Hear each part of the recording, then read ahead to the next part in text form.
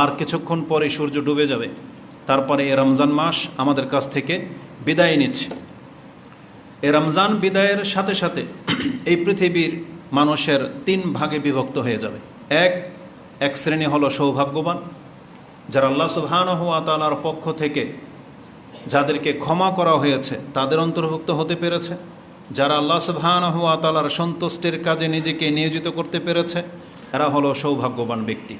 দ্বিতীয় আরেক দল যারা হবে আক্ষেপকারী, যাদের উপরে হচ্ছে পরিতাপ, যারা রমজান মাস পেয়েছে কিন্তু তাদের গুনাহ খাতা মাফ হয়নি, যারা তওবা করেনি, তাদের জন্য খুব কঠিন লাঞ্ছনার বাণী রয়েছে।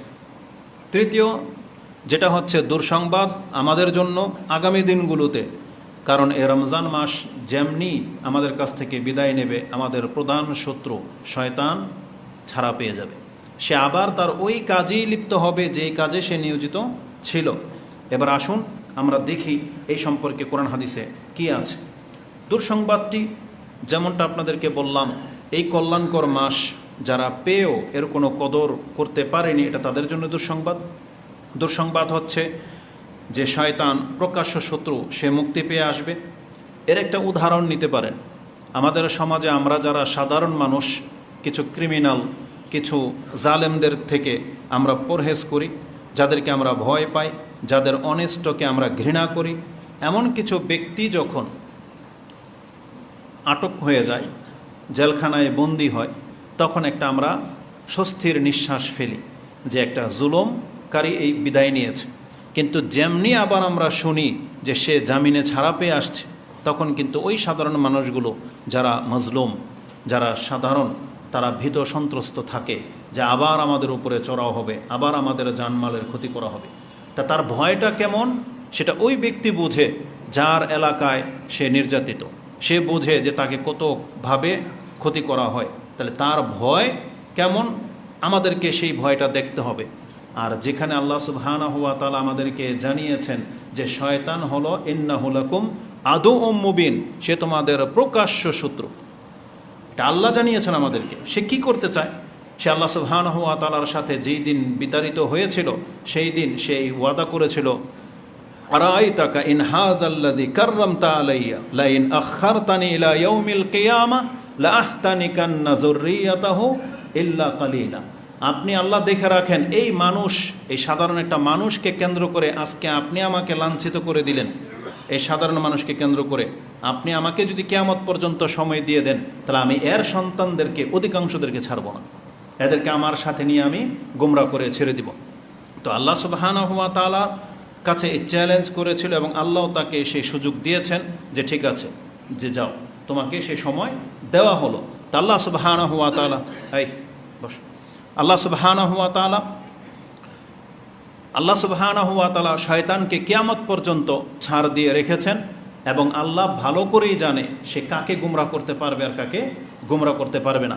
সেই আয়াতে যেটা আপনি বনি ইসরাইলে পেয়ে যাবেন, আল্লাহ বলেই দিয়েছেন ইন্না ইবাদি লাইসা লাকা আলাইহিম সুলতান, তবে তুমি জেনে রাখো আমার প্রকৃত বান্দা যারা হবে তাদের উপরে তোমার কোনো প্রভাব খাটবে না। কারণ ইন্না ইবাদি, আমার বান্দা বলে কথা। তা আল্লাহ সুবহানাহু ওয়া তাআলা তার কিছু বান্দাদেরকে এই পৃথিবীতে এখন পর্যন্ত এই ফিতনার যুগেও তার বন্দিগিতে লিপ্ত রেখেছেন, যারা আল্লাহ হালাল হারাম বোঝে, যারা জায়েজ নাজায়েজ মেনে চলে, আল্লাহ সুবহানাহু ওয়া তাআলা এখন পর্যন্ত তাদেরকে ইসলামের উপরে প্রতিষ্ঠিত রেখেছেন। তাহলে শয়তানের কোনো চক্রান্ত তাদের উপরে কাজ করে না। তারা শিরিক থেকে মুক্ত, তারা বিদআত থেকে বেঁচে আছে, তারা কোনো বাড়াবাড়িতে যাচ্ছে না, তারা আল্লাহ সুবহানাহু ওয়া তাআলাকে কীভাবে সন্তুষ্ট করা যাবে সেই কাজে লিপ্ত আছে। তা আল্লাহ সুবহানাহু ওয়া তাআলার কিছু বান্দা যে আছে, এটা হচ্ছে তার প্রমাণ। না হলে আমরা হয়তো কোনো দিন দিন ইসলামের উপরে প্রতিষ্ঠিত থাকতাম না।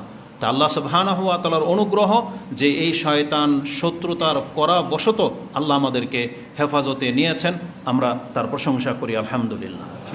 এই শয়তান আল্লাহর কাছে বলেছিল কালা ফাবিমা আগওয়াইতানি, ওটা ছিল বনি ইসরাইল, আর এটা হচ্ছে সূরা আরাফ। সে বলেছিল ফাবিমা আগওয়াইতানি, এই যাকে কেন্দ্র করে আজকে আমি গুমরা হয়েছি, লাআকউদান্না লাহুম সিরাতাকাল মুস্তাকিম, আমি আপনার সেই সঠিক পথের উপরে বসে থাকব। সিরাতাকাল মুস্তাকিম, যে পথে আপনাকে পাওয়া যাবে আমি শয়তান সেই পথে বসে থাকব। আর আমি আপনার বান্দাদেরকে সেখানে আসতে দেব না। সুম্মা লাআতিয়ান্নাহুম মিন বাইনি আইদিহিম ওয়া মিন খালফিহিম ওয়া আইমানিহিম ওয়া আন শামাইলিহিম ওয়া লা তাজিদু আকসারাহুম শাকিরিন। আমি তাদের সামনের দিক থেকে আসব, পেছন দিক থেকে আসব, ডানে এবং বাম থেকে আসব। শুধু উপর থেকে বলেনি যে উপর থেকে আসব, কারণ উপরে কে আছে? আল্লাহ সুবহানাহু ওয়া তাআলা। ও বলেছিল আমি চারো দিক থেকে আসব। এর ব্যাখ্যা করা হয়েছে সে আপনাকে সামনের দিক থেকে আসবে, মানে আমাদের সামনে হচ্ছে পরকাল। এ শয়তান আমাদেরকে পরকাল ভাবতে দেবে না, ভুলিয়ে দেবে। পেছন দিক থেকে আসবে মানে পেছনে আমাদের দুনিয়া, যে দুনিয়াকে ছেড়ে আমরা সামনের দিকে যাচ্ছি, কবরের দিকে, কিন্তু শয়তান পেছন দিক থেকে সেই জাকজমপূর্ণ দুনিয়াটাকে আমাদের সামনে বারবার তুলে ধরে, যে আমরা যে সামনে যাব এটা আমরা ভুলে যাই, আমাদের রব যে আমাদের সামনে আছে সেটা আমরা ভুলে যাই। এই জন্য আমরা বারবার পেছন দিকে পড়ে যাচ্ছি। ডান দিক থেকে আসবো মানে আমাদের ভালো কাজের কোনো চিন্তাই আসে না। বাম দিক থেকে আসা মানে সারাক্ষণ আমাদের মধ্যে খারাপ চিন্তাগুলোই জেগে থাকে। এগুলো মূলত শয়তান আমাদের সাথে করে যাচ্ছে, এবং এটা আল্লাহর তার চ্যালেঞ্জ গ্রহণ করেছেন, যে আল্লাহ সুবহানাহু ওয়া তাআলা বলেছেন আমার বান্দাদের সাথে তার এই ক্ষমতা খাটবে না। এগুলো জানানোর পরেও আল্লাহ সুবহানাহু ওয়া তাআলা বলেছেন, তারপরেও যদি আমার কোনো বান্দা আমার বন্দিগি ছেড়ে দিয়ে তোমার পথ ধরে নেয়, আল্লাহ সুবহানাহু ওয়া তাআলা শয়তানকে সহ আমাদের পুরো পৃথিবীর মানুষকে জানিয়ে দিয়েছেন। আল্লাহ বলেছেন ক্বালা উখরুজ মিনহা মাযমুমান মাদহুরা, তুমি আমার এখান থেকে বিতাড়িত এবং লাঞ্ছিত হয়ে বের হয়ে যাও। লামান তাবিআকা, যারাই তোমার অনুসরণ করবে, লামান তাবিআকা মিনহুম লাআমলাআন্না জাহান্নামা মিনকুম আজমাইন, তাহলে আমি তোমাদেরকে সহ এই জাহান্নামকে পূর্ণ করে দেব। তার মানে শয়তান জাহান্নামে যাবে, এটা একবারে আল্লাহ সুবহানাহু ওয়া তাআলার পক্ষ থেকে ডিক্লেয়ার হয়ে আছে। এবং শয়তান যাদের পথ তার পথে নেবে, যারা শয়তানের পথ অনুসরণ করবে, আল্লাহ বলেছেন তাদেরকেও সহ এ জাহান্নামে ফেলে দেওয়া হবে। তার মানে আল্লাহ সুবহানাহু ওয়া তাআলা এটা বলতে চেয়েছেন, কোনো ব্যক্তি যখন শয়তানের অনুসরণ করে তখন সে আর তার আল্লাহর বান্দা থাকে না।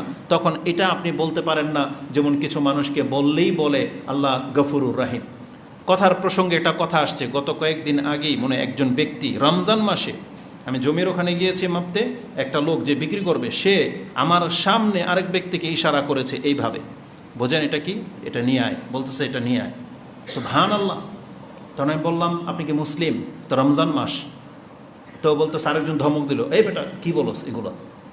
চিন্তা করা যায় ধর্ম নিয়ে মুসলিমদের অবস্থা। এই লোক কি বলছে জানেন? তাই আমি বললাম আপনি তো এইভাবে তো খামখেয়ালি তো করলে চলবে না, আপনি সিয়ামও রাখেন নাই, আবার প্রকাশ্যে আপনি সিগারেট চাচ্ছেন, জাহান্নামে জ্বলবেন, শাস্তি পাবেন। এ আমাকে কি বলছে জানেন? বলছে আমি আল্লাহর পা ধরে বসে থাকবো, মানে আল্লাহর পা ধরে আমি ক্ষমা চেয়ে নিব। আল্লাহ সুবহানাহু ওয়া তাআলার বিধানের সাথে এই ধরনের মানে ধৃষ্টতা দেখানো, আর আল্লাহ সুবহানাহু ওয়া তাআলাকে তারা কি মনে করে? আল্লাহ তো বলেছে না ওমা কাদারুল্লাহ হাক্কা কাদেরি। এটা ইহুদিদের গুণ ছিল যে তারা আল্লাহ সুবহানাহু ওয়া তাআলাকে সম্মান করতে শিখেনি। ওমা কাদারুল্লাহ হাক্কা কাদেরি। আমাদের শেখ একটা কথা বলতো, আরে বাঙালি জাতি বা বর্তমান পাপিষ্ট মুসলিমরা আল্লাহকে বড় ভাইয়ের মতো সম্মান করে না। কেন এই কথাটা বলেছে? বড় ভাইয়ের মতো কেন সম্মান করে না? মানে একটা সময় ছোট ভাইয়ের কাছে বড় ভাইয়ের একটা কদর ছিল। বড় ভাইকে দেখলে সিগারেট ফেলে দিত, দুষ্টামি ফাজলামি বন্ধ করে দিত, সে রাস্তা জুয়ার আড্ডা ছেড়ে দিত। বড় ভাইকে এতটা সম্মান করা হতো। কিন্তু আল্লাহকে কি আমরা এতটা সম্মান করি? এতটা সম্মানও করি না। নাহলে আল্লাহ সুবহানাহু ওয়া তাআলা সম্পর্কে, তার শাস্তি সম্পর্কে মানুষ এভাবে কিভাবে গাফেল হয়ে থেকে যেতে পারে?